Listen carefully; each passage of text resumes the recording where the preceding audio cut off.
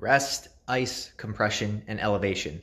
This was the main treatment plan for acute injuries. However, there was some controversy about if the protocol actually worked. So it was replaced with the police protocol, which was protect, optimal loading, ice, compression, elevation. Notice how rest was replaced with optimal loading as movement helps enhance recovery. But ice was questioned a little bit further because it disrupts inflammation, which is an important part of the healing process. So now we have the new protocol that was introduced in 2019, peace and love. Peace being protection, elevation, avoid anti-inflammatories, compression and education, and love, which is load, optimism, vascularization, and exercise. So we no longer mention ice because while it can help in the acute stages, it does hinder the long-term healing process. And now we promote things like exercise and education because these will actually help you restore strength and mobility to the body, as well as keep in mind the psychological factors that can hinder recovery. This is a much more all-encompassing approach to injury rehab.